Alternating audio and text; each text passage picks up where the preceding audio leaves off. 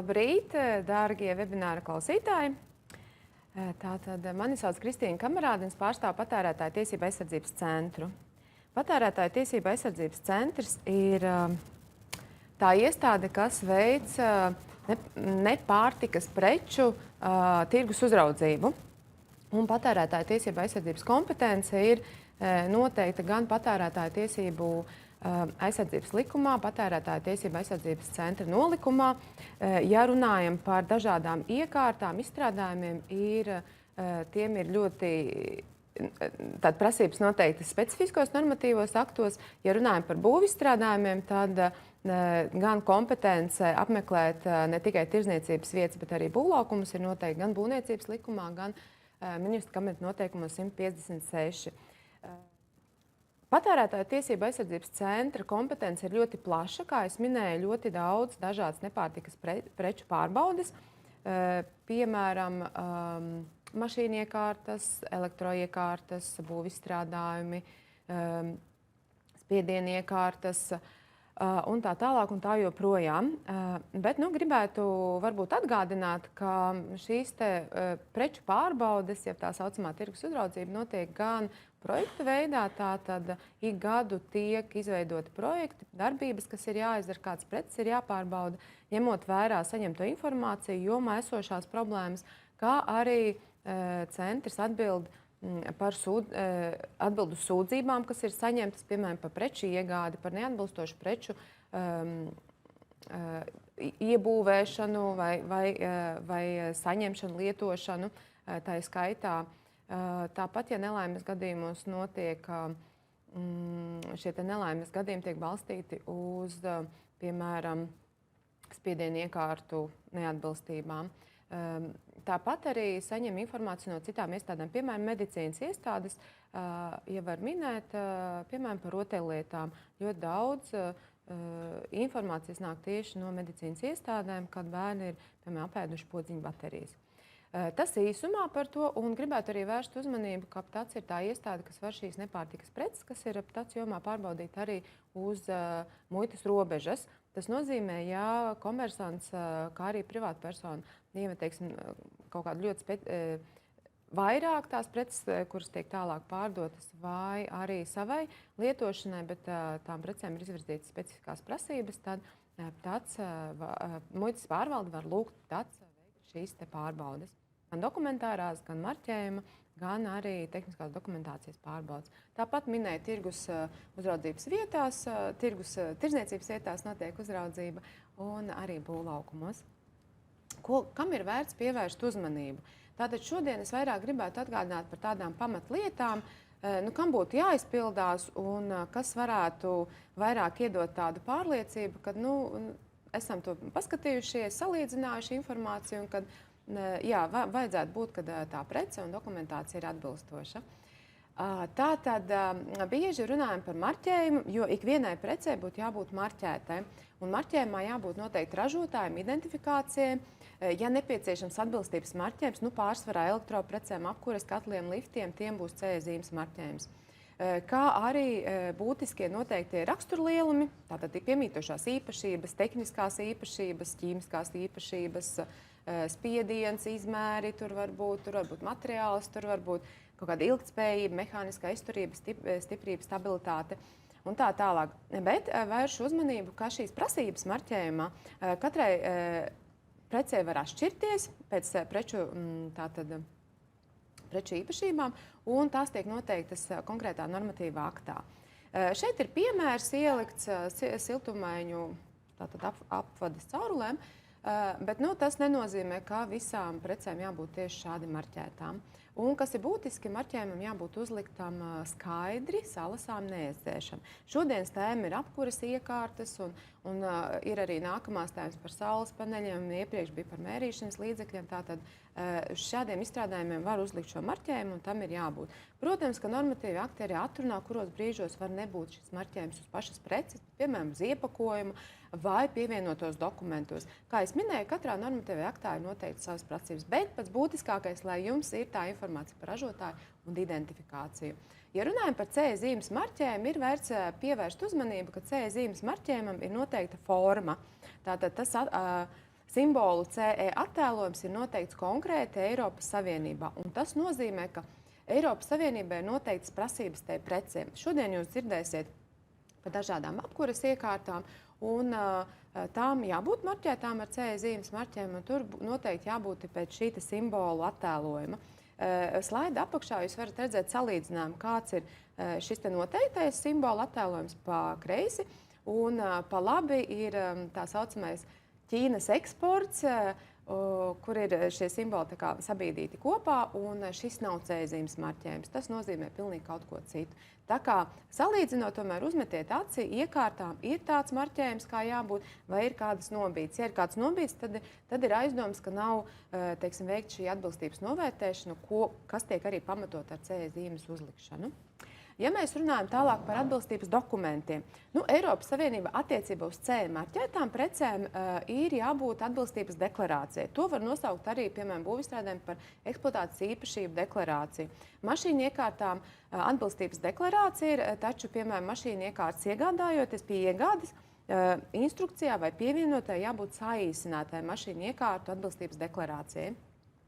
Un, kā es arī minēju par marķiem, arī šīs dokuments ir noteikts konkrēti katrā normatīva aktā, kāda informācija ir jāpievieno. Bet, kā piemērs, es pieliku, kā piemēru, es ieliku par iekārtām. Tas var atšķirties, kā es minu, katrai iekārtē, bet pats būtiskākais tātad ražotāja nosaukums un adrese. Kā ar to ražotāju sazināties, kur viņu atrast. Iekārtas apraksts, identifikācijas dati, piemēram, funkcija, modelis, tips, sērijas numurs vai ko ražotājs ir norādījis, kā šo iekārtu var identificēt. Tāpat arī ražotājs deklarē atbilstību kādām direktīvām vai regulas prasībām, kas ir izvirzītas Eiropas Savienībā. Ja nepieciešams, tad deklarē, visu to apjomu, piemēram, mašīniekārtām, citreiz ir tāda mašīniekārta direktīva vai elektroiekārtām, tur var būt veseli 3 normatīvie akti. Tas ir jāskatās specifiski uz preci, kas ir attiecināms. Tāpat arī pēc nepieciešamības varbūt arī paziņotās institūcijas nosaukums. Tāpat arī norāda uz vai piemērojumiem standartiem vai citām tehniskām specifikācijām. Piemēram, būvizstrādājumiem ir vai Eiropas saskaņotie standarti, kas sākās ar EN un ciparu kombinācija, vai arī tie saucamie ETAG vai EAD dokumenti, kas ir brīvprātīgi no ražotāja puses jāpiemēro. Šeit arī tātad var atšķirties un jāpaskatās, vai tas ir aktuālais. Noteikti pamats, bez kā atbilstības deklarācija nebūtu uzskatāma par atbilstības dokumentu, ir sastādīšanas vieta, datums un atbildīgās personas no ražotāja puses paraksts.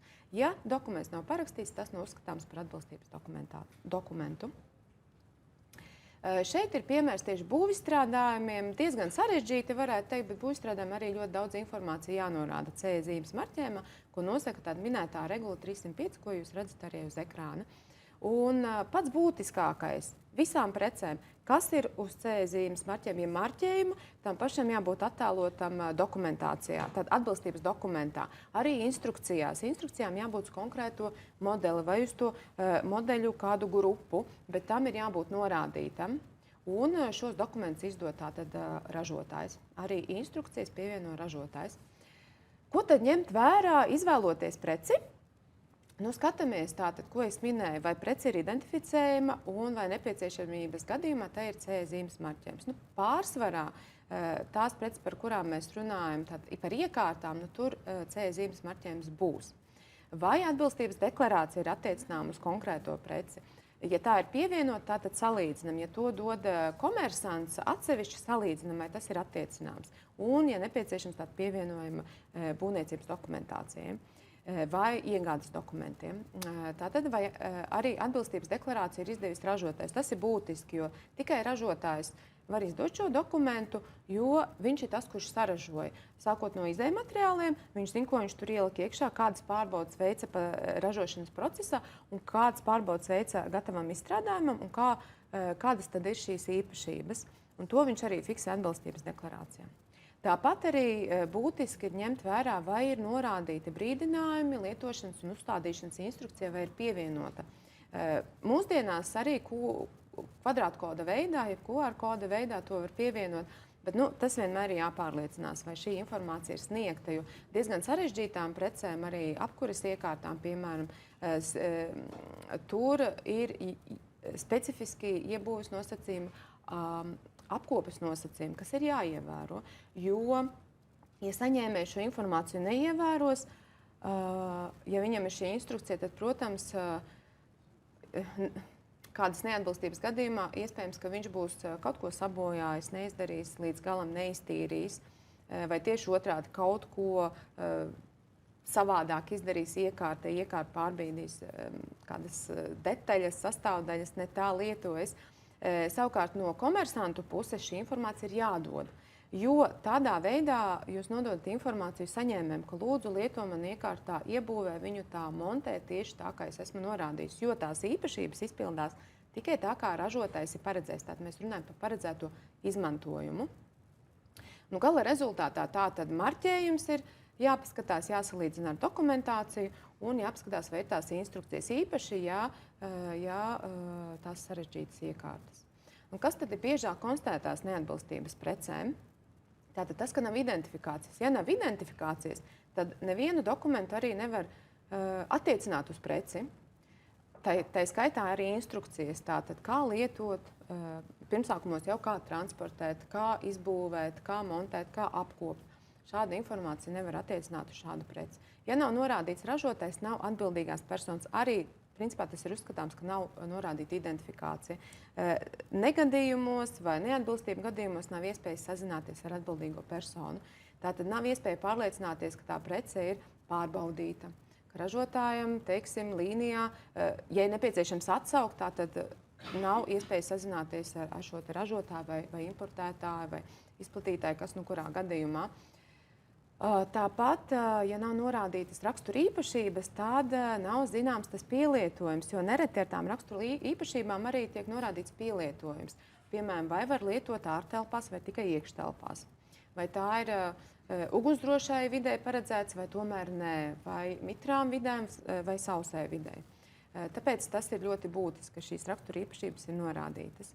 Tāpat, ko es minēju, ja ražotājs nav parakstījis atbilstības dokumentu, tas nav uzskatāms par atbilstības dokumentu. Protams, izņēmumi ir būvizstrādājumiem, nacionālā prasība, bet tas ir viens no izņēmumiem. Ja nav paziņotās iestādes numurs, tad arī ir diezgan liela, tur, kur tas nepieciešams, ir diezgan liela šaubas, kad ir veikts šis novērtējums. Atbilstības novērtēšana, tas nozīmē, ka trešā puse ir pārbaudījis, vai ražotājs ir izpildījis šos savus pienākumus, un paziņotāja iestāde ir izpildījusi savus pienākumus. Jo nereti ir tā, ka ražotājs saražo, bet vēl trešā puse, kas ir laboratorija vai certificēšanas iestāde, kas paskatās kopumā vai veic kādus savus testus šīm te precēm. Ja nav atsauces uz tehniskajām specifikācijām vai regulām vai direktīvām, arī tā jau ir pirmā norāde, ka mums nav zināms, kāds ir preces paredzētais pielietojums, kādām prasībām vispār jāatbilst. Tāpat arī esam konstatējuši nepilnīgu ražošanas procesu kontroli. Pārsvarā tie ir būvizstrādājumi, jo Latvijā pārsvarā ir tātad šādiem izstrādājumiem mēs veicam šo ražošanas procesu kontroli, jo tas ir iekļauts kā daļa no atbilstības novērtēšanas. Bet ir arī pie importa, ir redzams elektroprecēm, piemēram, ka nav veikta šī atbilstības novērtēšana, ko pieprasa normatīvais akts, kā arī citām precēm. Tas ir novērots, tur tālāk būs arī slaids.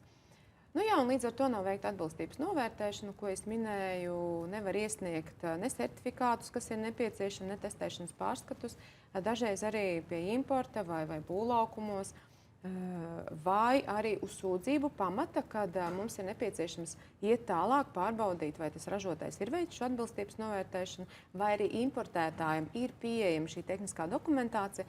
Mēs konstatējam, ka viņam nav pieejama, viņam nav uzglabāta, paiet 2-3 mēneši, viņš neko nevar iesniegt. Tātad tas būtu uzskatāms arī, ka viņš nevar pierādīt, īpaši ir neatbilstības, piemēram, klienta sūdzība, un tur ir skaidri redzams, ka prece ir neatbilstoša. Tad tas ir uzskatāms, ka nav veikta atbilstības novērtēšana. Vismaz nav saņemta pierādījuma, un tādu preci nevar tālāk laist tirgu. Ir vēl daudz dažādas neatbilstības, bet ko es minēju par šīm te instrukcijām, tas ir ļoti būtisks. Te ir piemērs par ugunsdrošajām durvīm.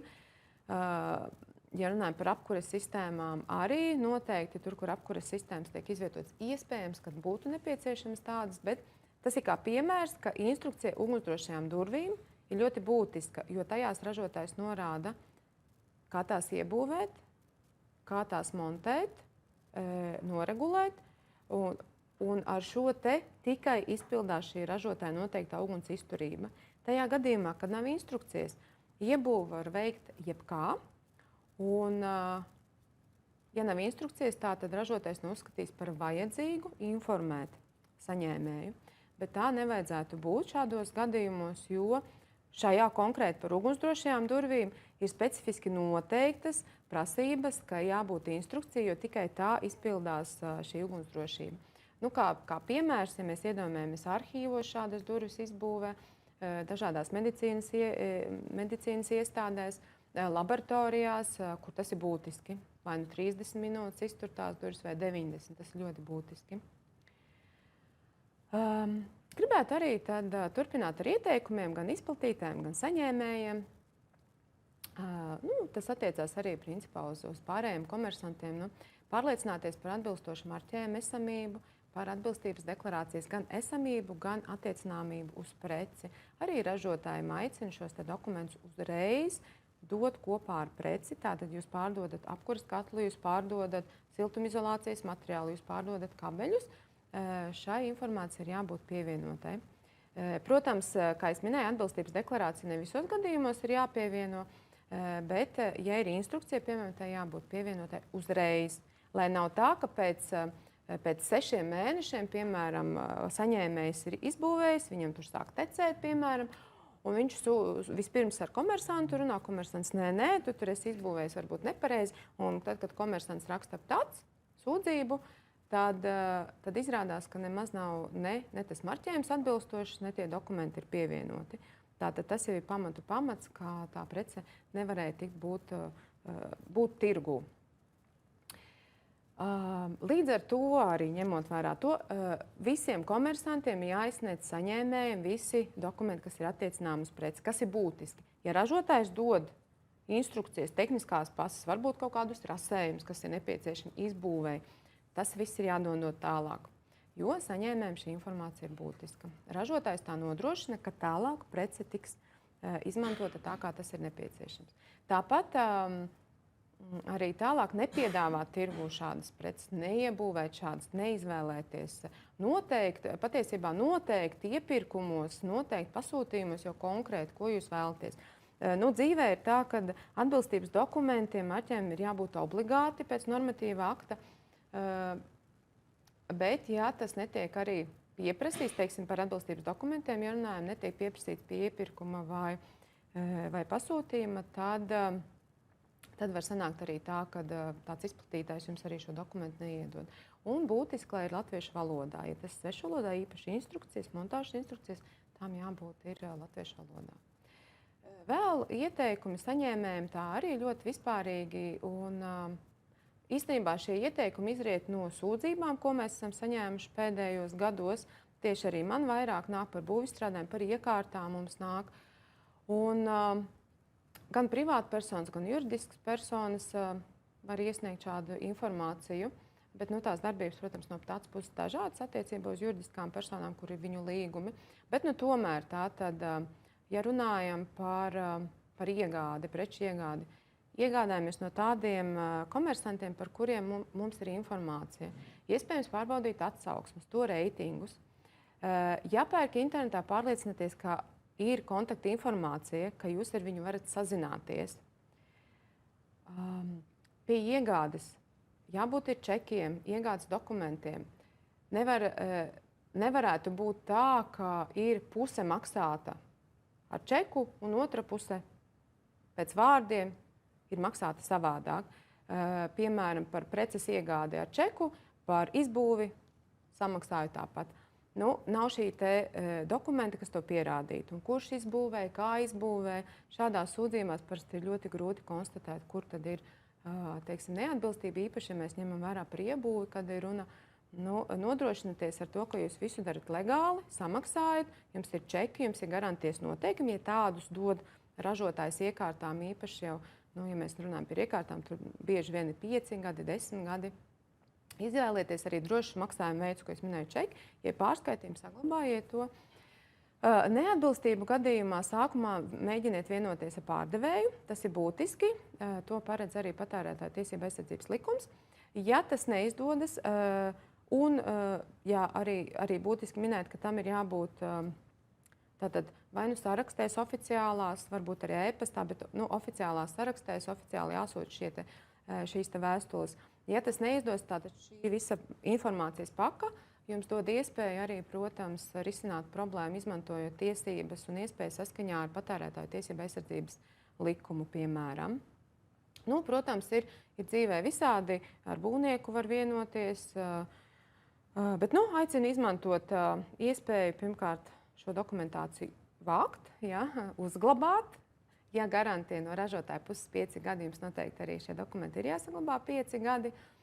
Ja garantija 10, tad saglabājiet 10 gadus, ja 2, tad protams, pēc 3 gadiem tikai neatbilstību gadījumā, ja tur kaut kas atbilstības novērtēšana nav bijis kārtībā. TACam ir sadarbībā ar tirgus uzraudzības iestādēm diezgan daudz, citām, es domāju, ar Eiropas Savienības tirgus uzraudzības iestādēm ir vairākas arī datubāzes, kur tiek izvietota informācija par neatbilstošām precēm un izstrādājumiem. TACam tas, kas šeit ir kā piemērs, tas ir no manas jomas, no būvizstrādājuma jomas, ir neatbilstošo būvizstrādājumu datubāze, taču TAC mājaslapā ir arī nedrošu preču datubāze, ir arī turisma pakalpojumu slēdzēju saraksts un daudz dažādas tāda informācija, ko jūs varat izmantot. Un aicinu arī pievērst uzmanību šiem. Ir Eiropas Savienībā šis drošības vārti, jeb safety gate un ICSMS sistēma, kur arī aicinu pievērst uzmanību publiskajā datubāzē, paskatīties, vai gadījumā jūsu prece, ko jūs gribat iegādāties, nav. Tur ir lieliskas meklēšanas iespējas. Un noderīga informācija un saites joprojām ir nemainīga, tāds mājaslapa, kur ir gan normatīvu aktu prasības dažādām precēm, ko es arī aicināju pievērst uzmanību. Es stāstu vispārīgi, ka tās pāris lietas, tāda ražotājas identifikācija, atbilstības dokumenti ir nav attiecināmi, tad mēs varam skatīties tālāk. Ja nav izpildīts kāds no šiem parametriem, tad iespējams pat nav vērts skatīties tālāk, jo prece jau pamatā ir neatbilstoši, lai to laistu tirgu. Tāpat arī Eiropas komisijas internetu vietnē, tur ir visi normatīvi akti, regulas, direktīvas pieejamas, saskaņoto standartu sarakstu, paziņoto iestāžu datubāze. Latvijas Nacionālās standartizācijas organizācijas mājaslapā standartus var lasīt. Tas ir vairāk būvspeciālistiem iespējams arī veicot iepirkumus.